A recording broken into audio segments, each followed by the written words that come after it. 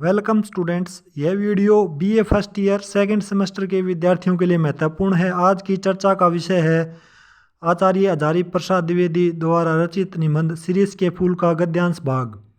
पहला गद्यांश है, previous year में पूछा गया गद्यांश है, यह भी क्या कि 10 दिन फूले और फिर खंखड़ के खंखड़। खंखड़ का अर्थ होता है बिना फूल पत्तियों के। दिन 10 फूला फूली के खंखड़ भया पलास, ऐसे दुमदार से तो लंडूरे भले। फूल है शिरीष, वसंत के आगमन के साथ लहक उठता है। आषाढ़ तक निश्चित रूप से मस्त बना रहता है। मन रम गया तो भरे भादों की निर्घात फूलता रहता है। निर्घात का अर्थ होता है तेज वायु का झोंका। इस गद्यांश में लेखक कह रहे हैं कि शिरीष के फूलों की इसमें बढ़ाई की गई है। प्रसंग है इसका, प्रस्तुत पंक्तियां हमारी हिंदी के पाठ्य पुस्तक गद्य शिखर में संकलित निबंध शिरीष के फूल से लिए गए हैं। इस निबंध के लेखक आचार्य हजारी प्रसाद द्विवेदी हैं। इन पंक्तियों में लेखक ने कबीर के कथन का प्रयोग करते हुए वसंत ऋतु में खिलने वाले पलाश व शिरीष के फूलों की तुलना की है।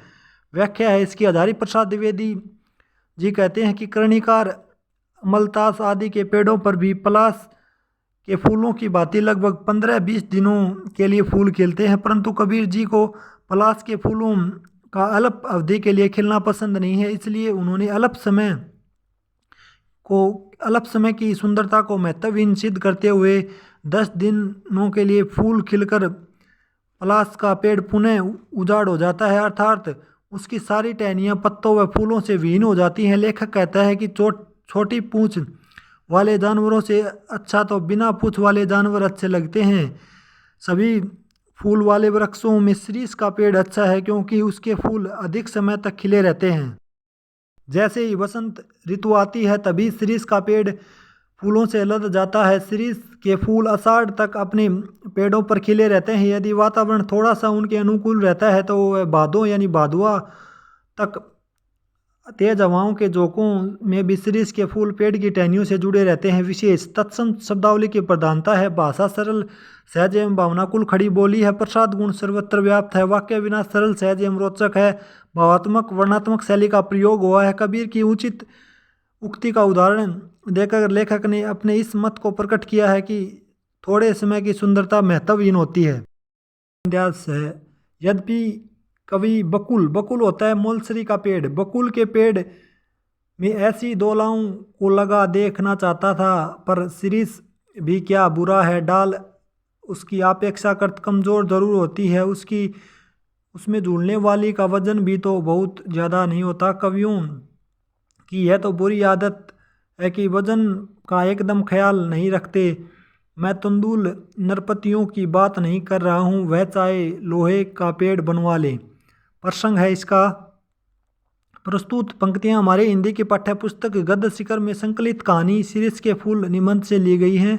इसके लेखक आचार्य हजारी प्रसाद द्विवेदी हैं। इन पंक्तियों में लेखक ने शिरीष के पेड़ की टहनियों की विशेषताओं का वर्णन किया है। व्याख्या है, लेखक कहता है कि भारत में पेड़ों की डालियों पर झूला डाल कर झूलने की प्राचीन परंपरा रही है। अधिकांश प्राचीन कवियों ने ऐसे दृश्यों का वर्णन करते समय प्राय झूलों को मोलसरी की टहनियों पर लगे हुए दिखाया है। लेखक कहता है कि झूला डालने के लिए शिरीष का पेड़ भी उपयुक्त है, परंतु यह अवश्य स्वीकार किया जा सकता है कि शिरीष की टहनियाँ मोलसरी की टहनियाँ की तुलना में कमज़ोर होती हैं। परंतु कवियों ने इन झूला झूलने वाली नायिकाओं को भी अत्यंत हल्की फुल्की दिखाया है। अतः इस दृष्टि से कविगण कविताओं में शिरीष की टहनियों पर भी नायिकाओं को झूला झूलते दिखा सकते थे, परंतु ऐसा उन्होंने नहीं किया। कवि की यही आदत खराब है कि कविता लिखते समय वजन की ओर ध्यान नहीं देते। दूसरे शब्दों में यह भी कहा जा सकता है कि लेखक कवियों की थोथी कल्पना शक्ति पर व्यंग करते हुए कहता है कि अपनी रचनाओं में ठोस यथार्थ नहीं रखते। लेखक कहता है कि मैं शिरीष के पेड़ पर झूलने के लिए नहीं कह रहा, ऐसे राजाओं को तो झूलने के लिए लोहे का पेड़ बनवा लेने चाहिए ताकि डाल टूटने का भय न हो। विशेष है इसका, प्रसाद गुण सर्वत्र व्याप्त है। भाषा सरल सहज एवं भावनाकुल खड़ी बोली है। वाक्य विनाश सरल सहज एवं रोचक है। तद्भव एवं प्रचलित विदेशज शब्दों का प्रयोग हुआ है। व्यंग्यात्मक शैली का प्रयोग हुआ है। मुहावरों का प्रयोग से भाषा की लाक्षणिकता का समावेश हुआ है। इन पंक्तियों में लेखक ने शिरीष की टहनियों की कोमलता का वर्णन किया है। वसंत के आगमन के समय जब सारी वनस्थली पुष्प पत्र से मरमरित होती रहती, शिरीष के पुराने फल बुरी तरह खड़खड़ाते रहते। मुझे इनको देखकर उन नेताओं की बात याद आती है जो किसी प्रकार जमाने का रुख नहीं पहचानते। तब तक नई प्योद के लोग उन्हें धक्का मारकर निकाल नहीं देते, तब तक वह वहीं पर जमे रहते हैं। ये गद्यांश आपके प्रीवियस ईयर एमडीयू और कुरुक्षेत्र यूनिवर्सिटी ने पूछा है। Be careful. इसका प्रसंग है, प्रस्तुत पंक्तियाँ हमारी हिंदी की पाठ्य पुस्तक गद्य शिखर में संकलित निबंध शिरीष के फूल से ले गई हैं। इस निबंध के लेखक आचार्य हजारी प्रसाद द्विवेदी हैं। प्रस्तुत पंक्तियों में लेखक ने शिरीष के फूल की विशेषताओं का वर्णन किया है। व्याख्या है इसकी। लेखक कहता है कि जब वसंत ऋतु आती है तब पूरा वन फूल पत्तियों से मरमर ध्वनि की में भर जाता है। ऐसी दशा में शिरीष के वृक्ष पर पुराने व सूखे फल लगे रहते हैं तथा हवा के चलने पर वह खड़खड़ की ध्वनि उत्पन्न करते हैं। लेखक कहता है कि जब शिरीष के वृक्ष पर लगे पुराने फलों को मैं देखता हूँ तो मुझे बूढ़े नेताओं की याद आती है जो समाज में हो रहे परिवर्तन व स्वभाव को पहचानने का प्रयास नहीं करते। वे अपने पद पर तब तक चिपके रहते हैं जब तक नई पीढ़ी के नेता उन्हें धक्के मारकर बाहर न निकाल दें। भाषा सरल सहज एवं भावनाकुल खड़ी बोली है।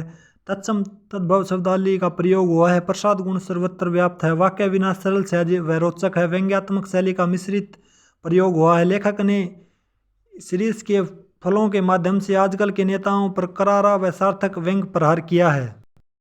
महाकाल देवता सपासप कोड़े चला रहे हैं, जीर्ण और दुर्बल झड़ रहे हैं, जिनमें प्राण कण थोड़ा भी ऊर्ध्वमुखी है वे टिक जाते हैं। तुरंत प्राण धरा और सर्वव्यापक का लिंगन का संघर्ष निरंतर चल रहा है। मूर्ख समझते हैं कि जहाँ बने हैं वहीं देर तक बने रहे तो काल देवता की आंख से बच जाएंगे।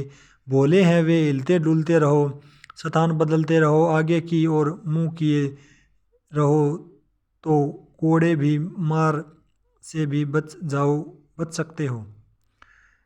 यह गद्यांश आपके प्रीवियस ईयर एमडीयू यूनिवर्सिटी और कुरुक्षेत्र ने पूछा है। इसका प्रसंग है, प्रस्तुत पंक्तियां हमारी हिंदी की पाठ्य पुस्तक गद्य शिखर में संकलित निबंध शिरीष के फूल से ली गई हैं। इस निबंध के लेखक आचार्य हजारी प्रसाद द्विवेदी हैं। इन पंक्तियों में लेखक ने निरंतर विकास करते रहने व आगे बढ़ते रहने का संदेश दिया है। व्याख्या है इसकी। लेखक कहता है कि इस संसार में यमराज देवता निरंतर अपने कोड़े चला रहा है, अर्थात इस संसार में प्रत्येक क्षण मृत्यु अपना प्रभाव दिखा रही है और जो भी कमजोर व टूटे फूटे अर्थात वृद्ध अवस्था में हैं वे सभी मरते जा रहे हैं। परंतु जिस भी व्यक्ति या प्राणी को थोड़ी सी भी अधिक शक्ति है तथा जो विकास की ओर निरंतर बढ़ रहा है वे व्यक्ति ही मृत्यु के इस कोड़े से बच सकते हैं। कठोर प्राणधारा अर्थात जीवित रहने की बड़ी कामना व मृत्यु के बीच लगातार संघर्ष होता रहता है। अर्थात व्यक्ति जीवित रहना चाहता है जबकि मृत्यु उसे नष्ट कर देना चाहती है और दोनों के बीच सदैव संघर्ष चलता रहता है। जो लोग मूर्ख हैं वे सोचते हैं कि उन्होंने जो स्थान प्राप्त किया है उसी स्थान पर सदा के लिए टिके रहेंगे, शायद मृत्यु से बच जाएंगे। लेखक कहता है जो व्यक्ति एक ही पद पर चिपके रहना चाहता है वह बहुत ही भोला है। मनुष्य को चाहिए कि वह सदा हिलते डुलते अर्थात नए नए प्रयास करते रहे, आगे की ओर बढ़ने का प्रयास करे। ऐसा करने से तुम यमराज के कोड़ों से बच सकते हो। अर्थात जो व्यक्ति अपने जीवन में सदकर्मों के नाम सम्मान प्राप्त कर लेता है वह मरकर भी अमर हो जाता है। विशेष है भाषा सरल सहज एवं भावनाकुल खड़ी बोली है। तत्सम शब्दावली की प्रधानता है। प्रसाद गुण सर्वत्र व्याप्त है। वाक्य विनाश सरल सहज एवं रोचक है। प्रतीकात्मक चिंतन मूलक शैली का प्रयोग हुआ है।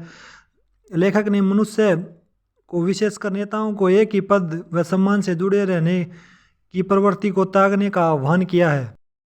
आखिरी गद्यांश है, शिरीष तरु सचमुच पके अवधूत की भांति मेरे मन में ऐसी तरंगें जगा देता है जो ऊपर की ओर उठती रहती हैं। इस चिलकती धूप में इतना सरस वह कैसे बना रहता है? क्या यह बाह्य परिवर्तन धूप वर्षा आंधी लू अपने आप में सत्य नहीं है? हमारे देश के ऊपर से जो वह मारकाट अग्नि लूट पाट खून खच्चर या बवंडर बह रहा है उसके भीतर भी क्या सितर रहा जा सकता है? शिरीष रह सकता है, अपने देश का एक बूढ़ा रह सका था।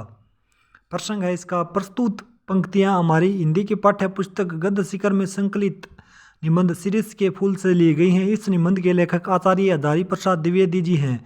इन पंक्तियों में विषम परिस्थितियों में भी फलने फूलने वाले सीरीज के वृक्ष व महात्मा गांधी में समानता को दर्शाया गया है। व्याख्या है इसकी।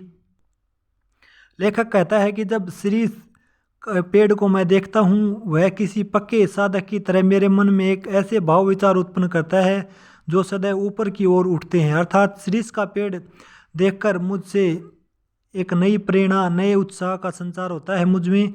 मैं उसे देखकर यह सोचता हूँ कि इस भयंकर तेज गर्मी वाली धूप में भी सीरीज का पेड़ इतना हरा भरा फलों फूलों से युक्त कैसे रह सकता है। क्या वातावरण में बाह्य परिवर्तन जैसे धूप, आंधी,